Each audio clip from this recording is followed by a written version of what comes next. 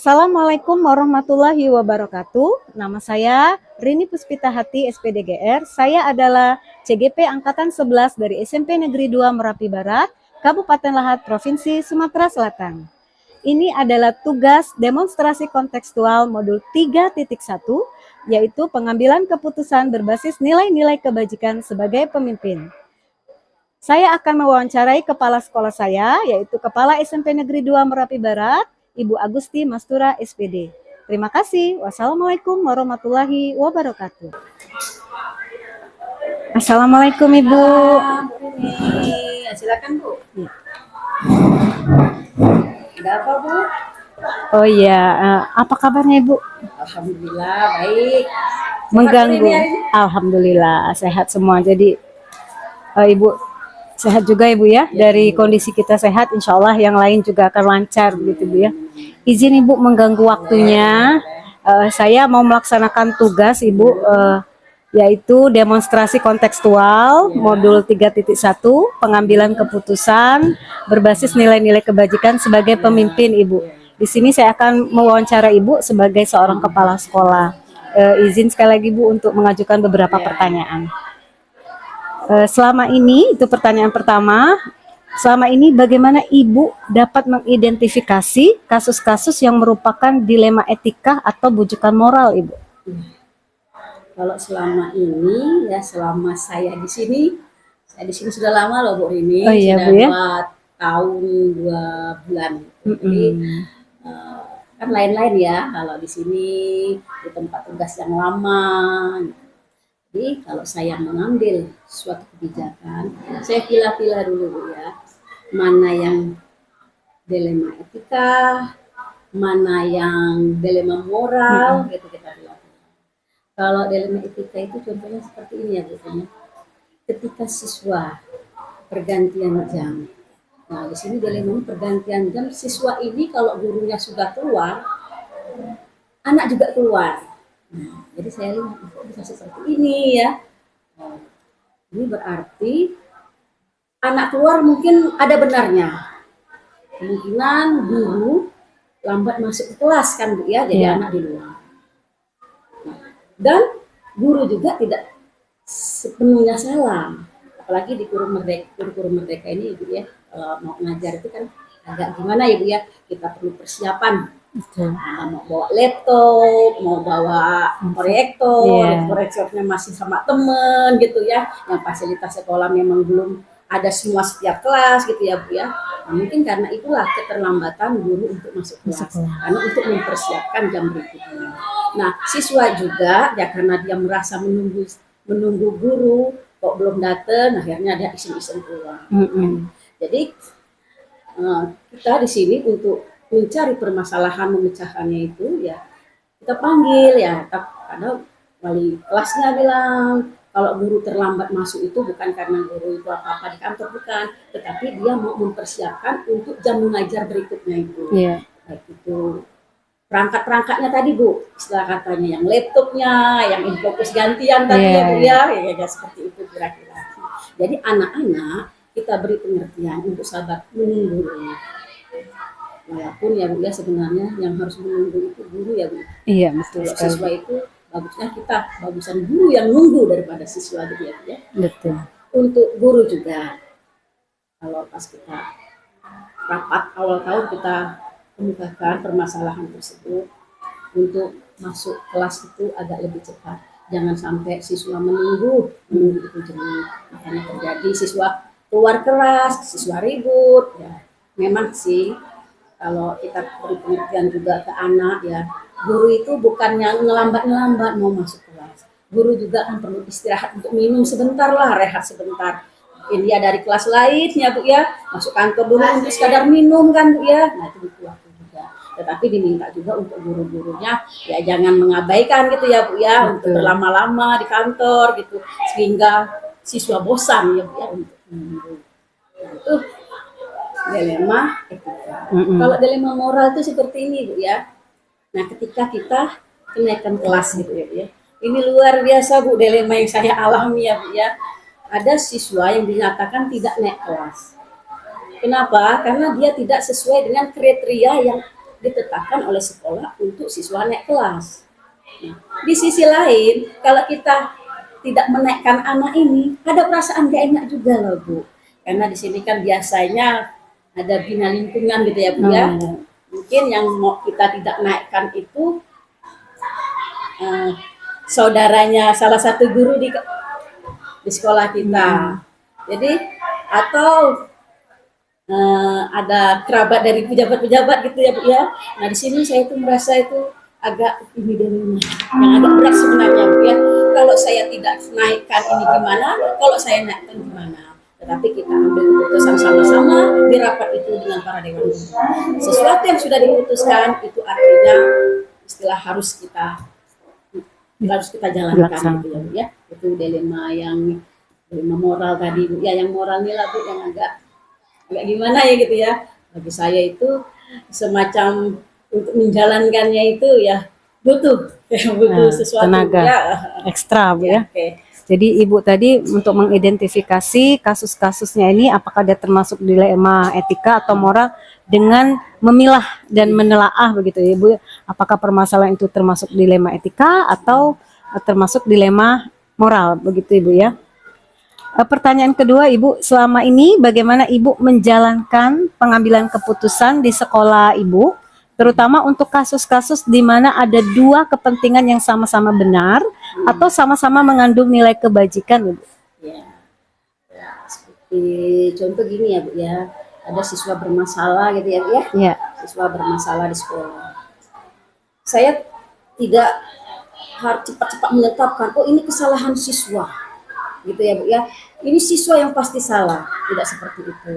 Tentunya kita minta kepada wali kelas ya Bu ya untuk menyelesaikan permasalahan siswa dengan memanggil wali murid. Nah di situ kita bisa komunikasi antara siswa, guru, wali kelas dengan wali murid untuk memilah-milah permasalahan dan mencari jalan keluarnya.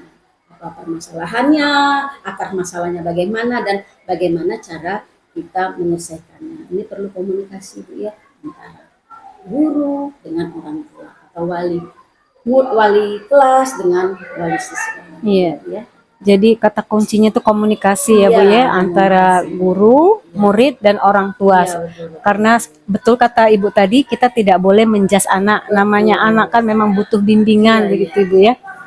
Kemudian pertanyaan selanjutnya Ibu, langkah-langkah apa atau prosedur seperti apa yang biasa Ibu lakukan selama ini dalam pengambilan keputusan Ibu? Ya, dalam pengambilan keputusan saya harus tahu dulu akar permasalahan. Akar permasalahannya itu apa ya Bu ya.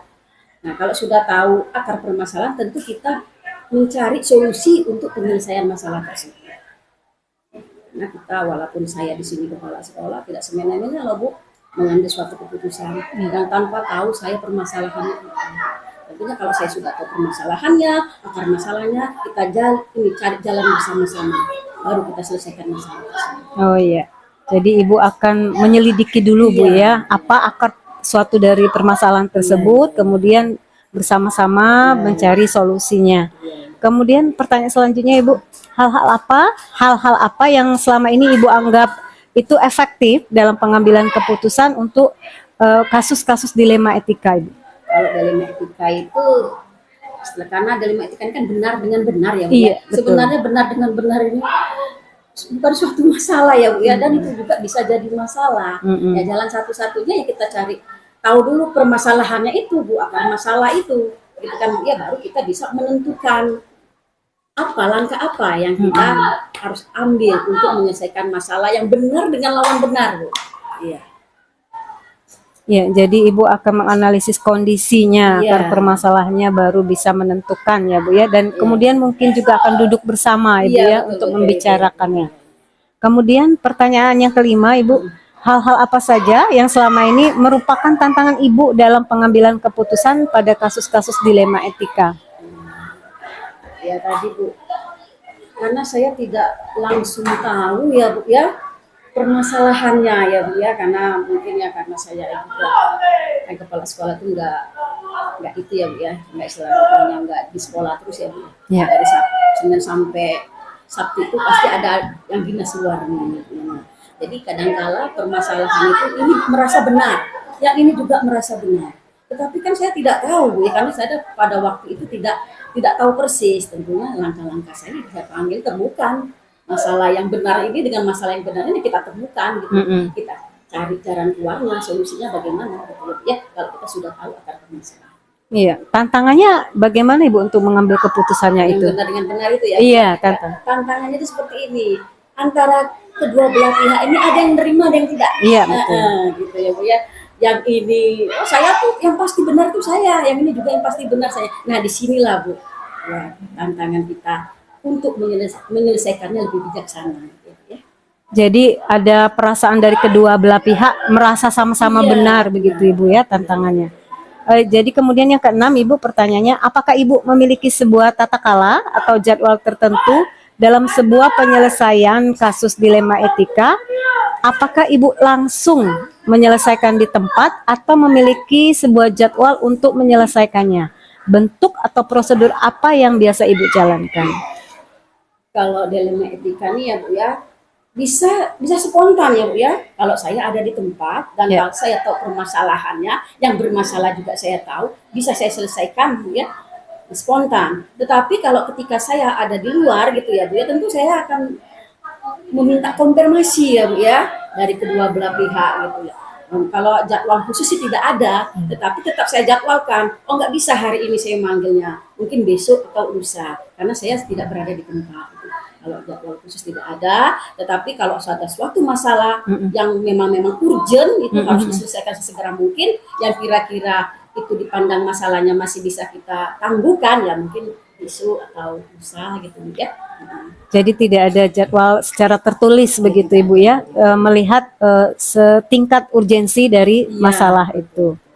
Kemudian pertanyaan yang ketujuh Ibu, adakah seseorang atau faktor-faktor yang selama ini mempermudah atau membantu Ibu dalam pengambilan keputusan dalam kasus-kasus dilema etika ini Ibu? Iya, ada sih Bu ya. Saya di sini ya saya punya temennya itu ya Bu ya, yaitu Wakakurikum gitu ya Bu ya, dan di sanalah kita nanti untuk tukar pikiran bagaimana kita menyelesaikan suatu masalah ya. Nggak keluar dulu ke Wakakurikum dan waka-waka yang lain ya Bu ya. Di sini kita kemudian baru ke guru, ke staf PU gitu ya dalam mengambil suatu keputusan itu ya dari masalah dalam etika. Ya, jadi Ibu melakukan kolaborasi begitu Ibu dengan para wakil, guru dan TU. Pertanyaan terakhir Ibu, dari semua hal yang telah Ibu sampaikan tadi, pembelajaran apa yang Ibu petik dari pengalaman Ibu dalam mengambil keputusan dilema etika Ibu? Ya, pengalamannya ya karena dilema ini benar-benar ya Bu ya. Sebenarnya saya lebih enak kalau dilema moral itu benar terus salah gitu kan Bu ya. Nanti bisa cepat langsung cari solusinya. Tetapi kalau ini pengalaman saya ya tadi ya Bu ya, kita harus tahu akar permasalahannya gitu ya. Karena kita harus tahu juga sifat seseorang antara seseorang ya Bu ya, karena mereka merasa benar ya Bu ya. Nah di sini kita untuk mempertemukannya gitu ya, untuk istilah kata diskusikan permasalahan tersebut ya. Bagi saya Bu ya, setiap permasalahan itu pasti ada jalan keluarnya. Berarti Ibu tidak gampang ya Bu jadi pemimpin itu Bu ya, harus mampu menelaah permasalahan itu, terus ketika mengambil keputusan sebisa mungkin tidak memihak begitu Ibu ya. Kadangan tidak sesuai juga Bu keputusan tersebut dengan hati nurani, kadangan seperti itu ya, tapi mau kata bagaimana, kita harus bijaksana. Nah inilah yang sebagai tantangan saya sebagai kepala sekolah ya di sini untuk memilah-milah suatu masalah dan apalagi tentang masalah dilema etika biasa ya. Tapi alhamdulillah berkat kawan-kawan di sini semua masalah bisa teratasi. Masya Allah Ibu, Ibu memang luar biasa sekali Ibu. Ada banyak ilmu yang saya dapat hari ini dan insya Allah itu pasti sangat berguna bagi saya ke depan Ibu. Saya juga berterima kasih Ibu mau meluangkan waktunya, mau diwawancara dalam memenuhi tugas kami sebagai CGP Ibu. Dan saya Bu, iya Ibu silakan. Untuk jadi guru penggerak bukan mudah ya Bu ya. Betul.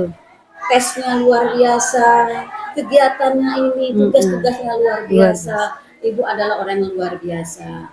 Pesan saya kalau sudah jadi guru penggerak, tularkan ilmu-ilmu kepada guru-guru kita yang lainnya ya. Karena ini bukan sembarangan orang bisa jadi guru penggerak ini. Luar Betul biasa. sekali. Saya juga sangat salut untuk guru penggerak yang ada di sekolah kita ya Bu ya.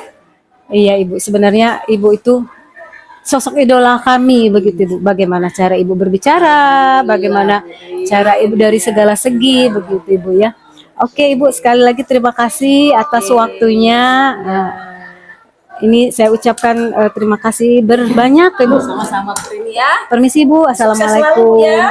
Ya, oke. Assalamualaikum warahmatullahi wabarakatuh. Berikut ini adalah wawancara kedua saya bersama Kepala SMP Negeri 6 Lahat, Ibu Rahmi Parianti.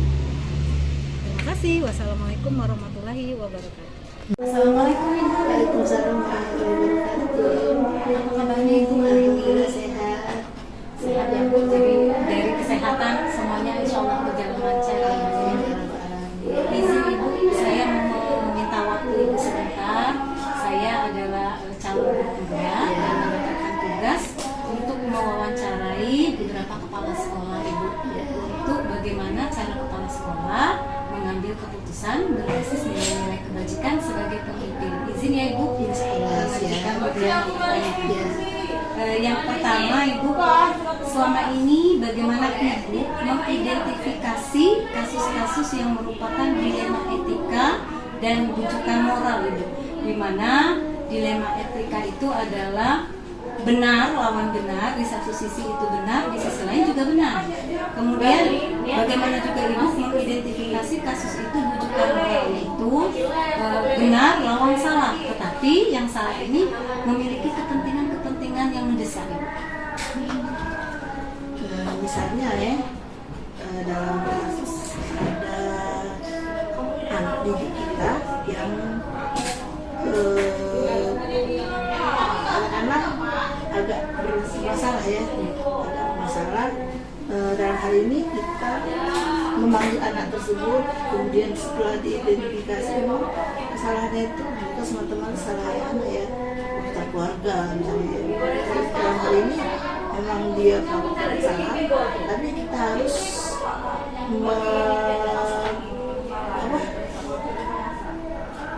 melindungi anak ini tersebut. Jadi caranya kita bina anak ini, kita panggil, kemudian kita bina agar dia bisa membedakan. Misalnya di rumah, oh orang tua saya seperti ini, maka saya harus mengambil hikmah dari apa yang sudah didapatkan di rumah, sehingga kita akan mengajak anak kita untuk berpikir bagaimana agar dia bisa melakukan yang terbaik untuk dirinya, walaupun dia sudah melakukan kesalahan, tapi insya Allah kesalahannya kan bisa kita lakukan dan bina kembali, sehingga diharapkan ke depan ini tidak melakukan kesalahan yang sama. Jadi Ibu akan menganalisis dulu ya masalahnya. Baiklah Ibu, untuk yang kedua, selama ini bagaimana Ibu menjalankan pengambilan keputusan di sekolah Ibu, terutama untuk kasus-kasus di mana ada dua kepentingan yang sama-sama atau sama-sama mengandung nilai kebajikan. Ya, misalnya dalam hal ini ada dua orang guru ya, ada dua orang guru sama-sama baik, sama-sama memiliki kemampuan, sama-sama lebih misalnya, tapi dalam hal lain ada pertimbangan lain banyak apa yang harus kita pertimbangkan di sini. Misalnya untuk memberikan tugas ya kepada guru tersebut, tentu kita akan menganalisa di mana letak kelebihan dan kekurangan dua guru tersebut. Walaupun dia memiliki kelebihan semua, tentu ada sisi lain yang harus kita pertimbangkan. Apa integritasnya yang kita pertimbangkan.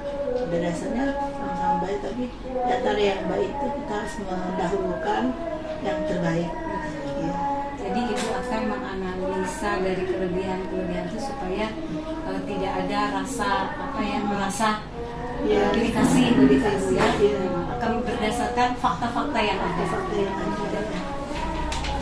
Kemudian pertanyaan ketiga Ibu, langkah-langkah atau prosedur seperti apa yang biasa Ibu lakukan selama ini untuk mengambil keputusan Ibu?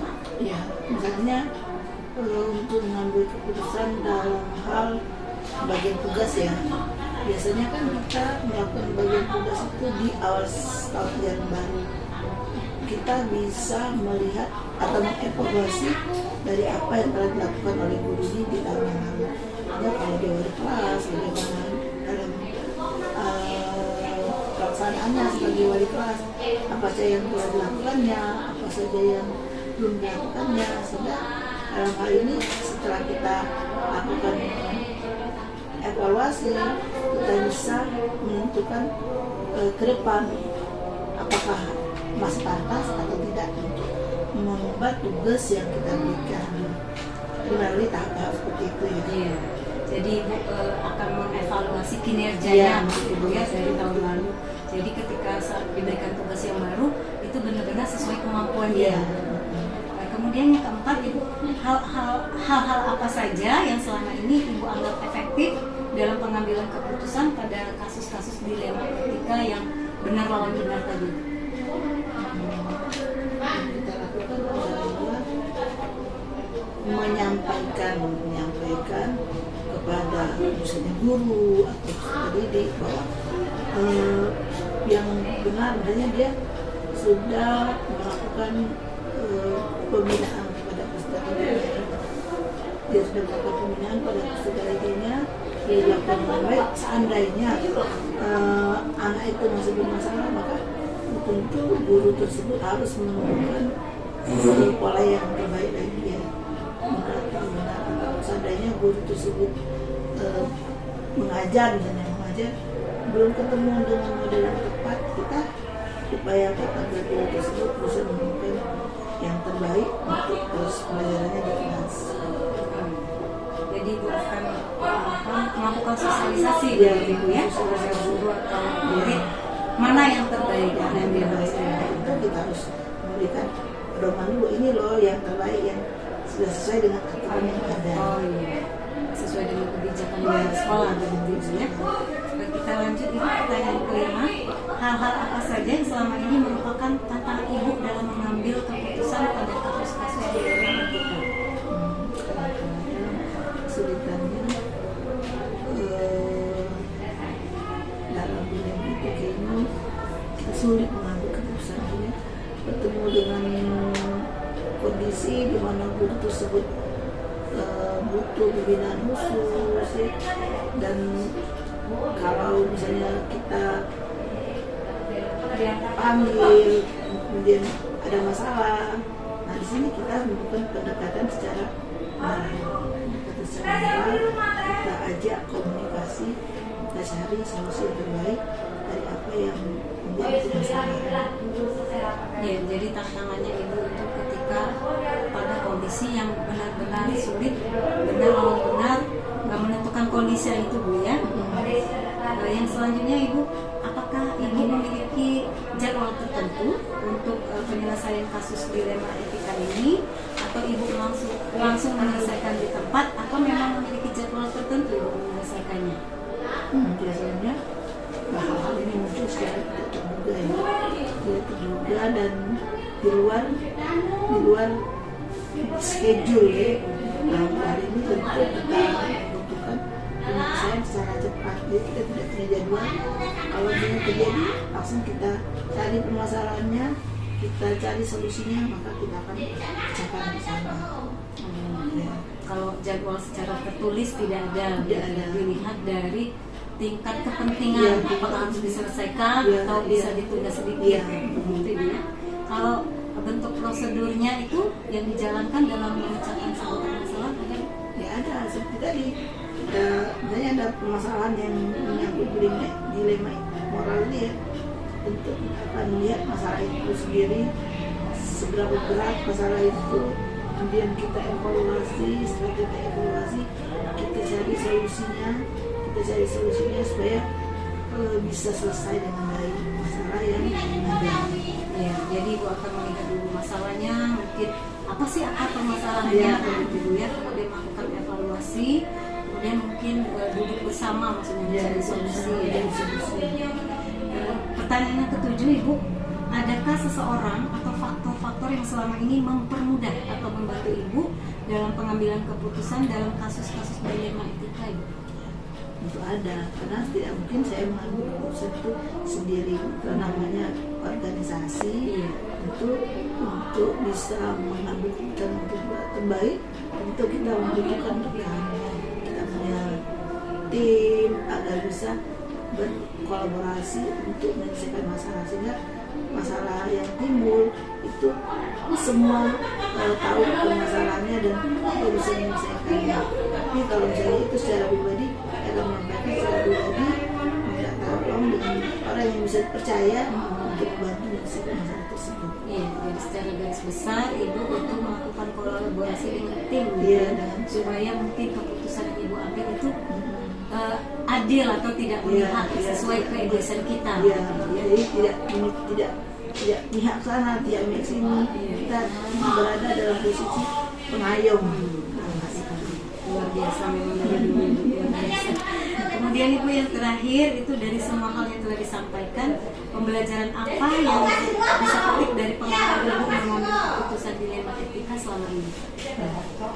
Ini tentu kita harus membiasakan diri untuk berlatih agar bisa mengambil keputusan yang tepat yang tidak merugikan salah satu pihak, sehingga bisa membuat nyaman dalam kondisi belajar, kondisi pendidikan sekolah yang ada, sehingga semua merasa terlindungi dan tidak ada yang merasa saya dibegini, saya dibegini, semua bisa kita rangkul untuk duduk bersama untuk menyelesaikan masalah bersama. Jadi Ibu akan pengalamannya membiasakan diri supaya keputusan Ibu tidak memihak, terasa adil bagi semuanya, tidak dalam satu pihak saja. Ibu luar biasa sekali memang dari dulu Ibu mempanjangkan kami dari cara Ibu berbicara, dari mengambil keputusan, dari kedisiplinan Ibu yang terutama. Ya, terlalu membesarkan. Benar-benar memang sosok yang selalu diingat oleh siswa-siswa Ibu ya. Jadi mungkin alhamdulillah hari ini saya mendapatkan pelajaran yang berharga dari cara Ibu mengambil keputusan sebagai pemimpin. Insya Allah masih sangat berguna bagi saya Bisa pribadi. dilanjutkan kan regenerasi. Iya. Ini kan bermasa. Semua ada masanya dan setiap masa ada orangnya. Terima kasih Ibu atas waktunya mau diwawancara. Alhamdulillah Ibu mau meluangkan waktu untuk saya melaksanakan tugas saya itu mengambil keputusan berbasis nilai-nilai kebajikan sebagai pemimpin. Amin, semoga sukses dan lancar sampai jadi guru. Amin. Terima kasih Ibu. Assalamualaikum.